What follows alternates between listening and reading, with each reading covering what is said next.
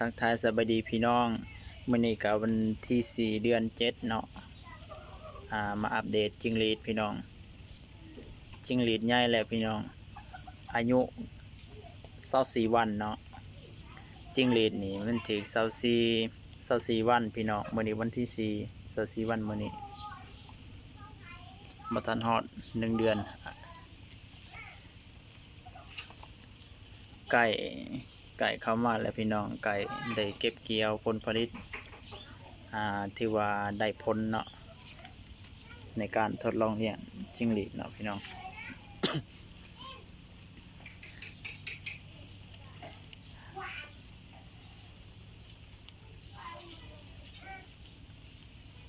มีตัวหน่อยตัวใหญ่พี่น้อง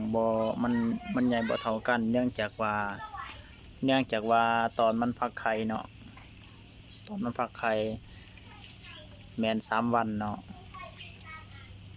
ปกติก็คันว่ายังได้ใส่แบบว่าเท่ากันเนาะใหญ่ซ้ำกันเฮาก็ใส่มื้อเดียวแล้วก็เฮาก็เอาคือเขาว่าเนาะแต่ว่าอันนี้เฮาเริ่มต้นใหม่เนาะเฮาต้องการจำนวนหลายเฮาก็ปล่อยไว้3 วันเนาะเพื่อให้มันฟักตัวออกเนาะก็จะได้หลายแน่แต่ว่ามันจะมีตัวหน่อยตัวใหญ่พี่น้องสอบนี่มองใส่อาหารนี่มันคัดทะลุนี่เห็นบ่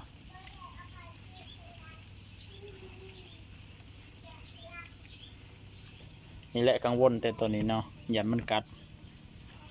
ตัวนี้ซ้ำมันสิออกแล้วอันนี้น้ำเนาะตัวนี้ก็น้ำคือกันเนาะพี่น้องตัวนี้ก็ให้น้ำคือกันเห็นว่ามันกินนี่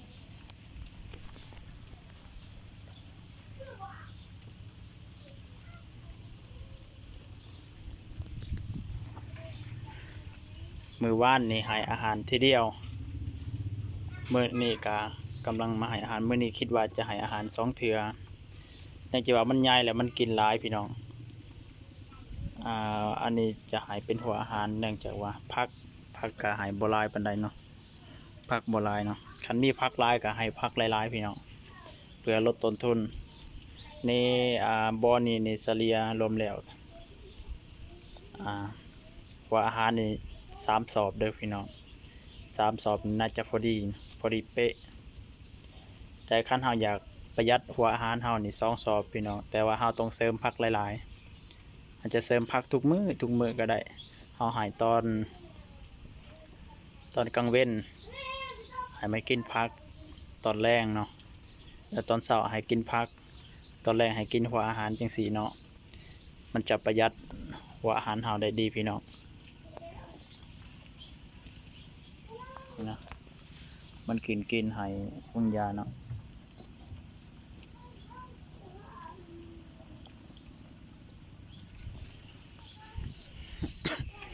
โดยรวมแล้วบ่อนี่น่าจะได้บ่หลายเนาะพี่น้องน่าจะได้ซ้ำ5 โ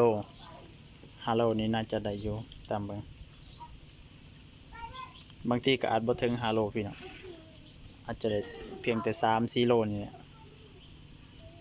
เพราะว่าจิ้งหรีดมันบ่หลายปานใดบ่อมันน้อยพี่น้อง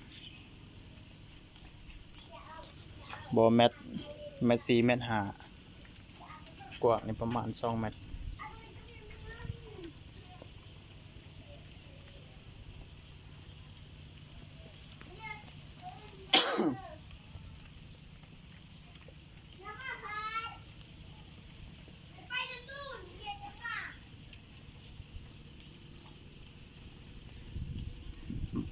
แต่ก่อนตอนมันยังน้อยสีดน้ำน้อยนึงเนาะเพียงมันใหญ่นี่บ่ค่อยได้สีดน้ำเนื่องจากว่ายานมันเปื้อนแล้วก็ส่งมาแล้วยานมันติดเชื้อโรคยานมันตายเนาะก็เลยบ่ได้ค่อยได้สีดน้ำคันมีผักหันสีดน้ำก็ดีคือกันพี่น้องสีดดนๆเทื่อนึงบ่สีดดุเนาะหาสีดทุกมื้อก็ได้แต่ว่าเฮาสีดบ่หลายเฮาสีดใส่น้ำน้อยนึงซ้ำมันแบบชื้นๆน้อยนึงเนาะ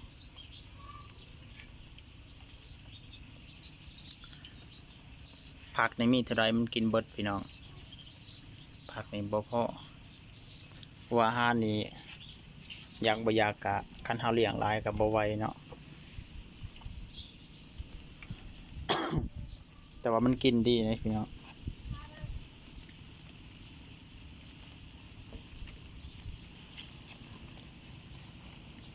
กินแบบบ่เลือกเลย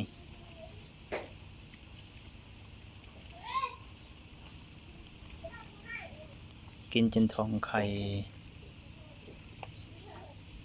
นี่ตัวแม่นี่ตัวนี้ตัวแม่นี่มันมีทออันเด้ทอวางไข่เขาว่านี่ตัวนี้ตัวแม่นี่แบบนี้นี่บ่มีสายยาวๆออกตัวผู้นี่ก็ตัวแม่เขาว่าให้มันกินหลายๆหันกินอาหารอิ่มเต็มที่หันเขาว่ามันจะได้ตัวแม่หลายหันนะครับก็จะได้ไข่หลายเนาะพี่น้องเขาว่านะมันเริ่มเป็นโตสีแดงเลยพี่น้องเห็นบ่จิ้งหรีดไข่ทองแดงบ่แม่นไข่ทองดำเนาะ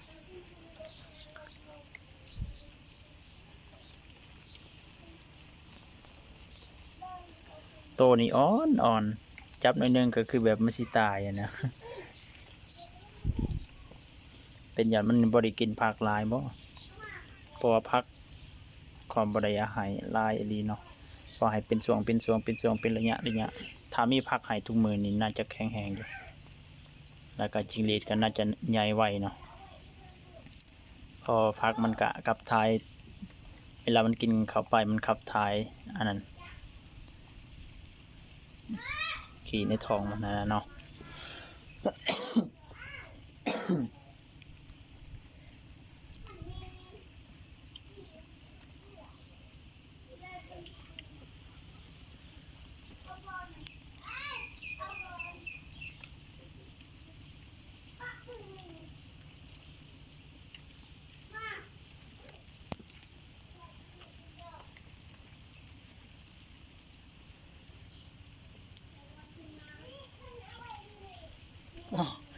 ขึ้นกินจนเต้งกันพี่น้องนี่จมกัน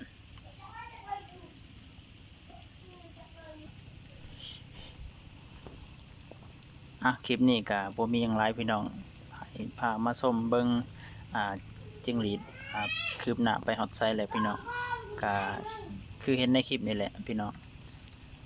ก็คลิปนี้ก็บ่มีหยังหลายพี่น้องฝากกดไลค์กดแชร์กดติดตามแน่เนาะเพื่อเป็นกำลังใจให้ข้าพเจ้าเนาะได้เฮ็ดคลิปต่อไปเนาะแล้วก็เพื่อรับชมเบิ่งคลิปใหม่ๆพี่น้องพอได้ผ่อนคลายเพื่อเป็นแรงความรู้ในการดำเนินชีวิตเนาะใครสนใจก็สามารถเลี้ยงได้เนาะเลี้ยงได้ตลอดเวลาพี่น้องสะดวกสบาย